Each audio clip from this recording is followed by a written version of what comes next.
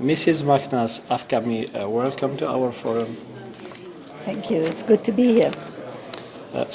You are the founder and president of Women's Learning Partnership for Rights, Development and Peace. So let's start with your job as a former Minister of State for Women's Affairs in Iran. My first question is, could you please summarize us what were the main challenges that you faced throughout that period when you served as a minister in Iran? One of the important issues at that time was that there was really no ministers of women in the world. There were only two, François Giroud from France and myself. So no one knew what a minister of women was supposed to do. So in a way it was a positive thing because we could express what our hopes were for a Minister of State position, and nobody challenged it because no one was quite aware of what other possibilities there were. So one of the things we suggested was that all legislation from several ministries would have to come through the Office of a Minister of Women to be studied for impact on gender, including Ministry of Labor, Ministry of Education, Health, Plan and Budget, and so forth. So this was a very good thing because we were able to have reviews about impact on gender, and we were also able to have all the facts and information about plans and about budget so that we could include suggestions to be implemented regarding gender equality. And so that was very helpful. It was very helpful in constituting and drawing up the National Plan of Action for Women. We could include all these different areas in the plan, the government plans. Our achievements during that period largely were in the area of legislation.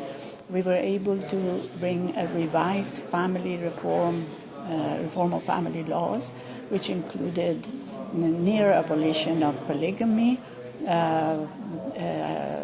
equal rights for marriage and divorce for women, a lot of benefits regarding freedom of choice in movement, in labor, in jobs, and so forth.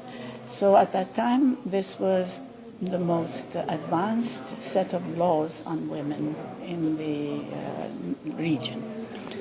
And also we were able to put together a package for economic participation of women. Maternity leave fully paid for up to 7 months, childcare on the premises, equal benefits and pay for equal work, which was unusual, and we were very proud of that. Okay, that's good. So from working in Iran to international NGOs.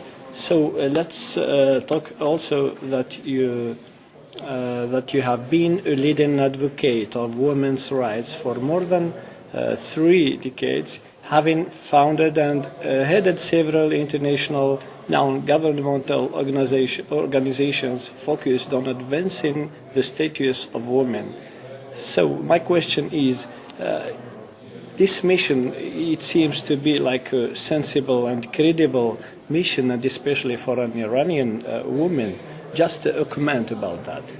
Well, it's wonderful to be able to work through the organization, my organization, which actually works in 20 countries in 3 regions, most of them actually in Muslim majority societies. We also work with Iran. It's the only country of our partners where we don't have an organization inside the country, because the others are all autonomous independent organizations that work in partnership together. But we do produce curriculum for women's leadership and their active citizenship participation, and we have those in 20 languages. We have them, of course, in Persian as well, which is helpful for those who are inside Iran and would like to benefit by the learnings that other people have developed. And we also work considerably through the internet. We do e-courses. We have a portal with knowledge and resources and statistic and research on status of women across the world, and also on laws regarding women, from constitutions to the penal code to the legislation on violence against women to samples of legislation on family laws in multiple languages. So it's a good source of research for women, and the Iranian women have access to that as well in Persian, so they can use it in drafting legislation and advocating for change. Okay, so let's talk now about your writings and publications. So you have lectured and published extensively on the international women's movement, women's human rights, women in leadership, women and technology, and women's participation in civil society building and democratization. So how could you manage between your struggle for women's rights and your work as lecturer and writer in the same time? It's not easy.